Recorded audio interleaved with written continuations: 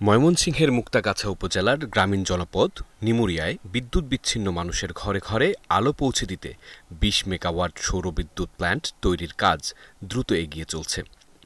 Joules পাওয়ার লিমিটেডের প্রতিষ্ঠান Muktagacha সোলারটেক energy limited পরিত্যক্ত ও অব্যবহারযোগ্য ৭০ একর জমির ওপর এই প্ল্যান্ট তৈরির কাজ এগিয়ে নিচ্ছে। সৌরবিদ্যুতের উৎপাদন খরচ অন্যান্য মাধ্যমে উৎপাদিত বিদ্যুতের চেয়ে কম। এই বিদ্যুৎ কেন্দ্রটি বছরে ৩৭.৯ গিগাওয়াট ঘণ্টা বিদ্যুৎ উৎপাদন করবে এবং বার্ষিক ১৮,৩৪৪ টন কার্বন ডাই অক্সাইড নির্গমন এড়াবে। জুলসের কর্মকর্তা মোহাম্মদ মেহেদুল ইসলাম জানান, জমির মালিকদের কাছ থেকে বার্ষিক ভাড়ার ভিত্তিতে ২২ বছরের জন্য লিজ নিয়ে এই প্ল্যান্ট স্থাপন করা হচ্ছে।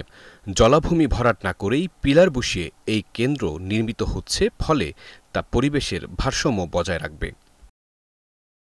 এখানকার জলাবদ্ধ ভূমি এতই দুর্গম ছিল যে সেখানে কারো প্রবেশ একেবারেই সম্ভব ছিল না। সে কারণে জমির মালিকগণ জমি পরিত্যক্ত রেখেছিলেন। ১,৯৭৮ জন কর্মী ২০২৪ সাল থেকে এই জলাশয় পরিচ্ছন্নতা কাজের সঙ্গে জড়িত, যাদের সবাই স্থানীয় বাসিন্দা। এর মাধ্যমে এই প্ল্যান্টে স্থানীয় বাসিন্দাদের কর্মসংস্থানেরও সুযোগ তৈরি হয়েছে।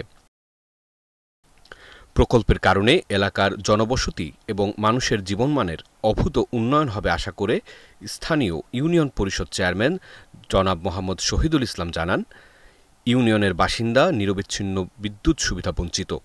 এই সৌরবিদ্যুৎ কেন্দ্রটি চালু হলে সেই সকল সমস্যার সমাধান হবে।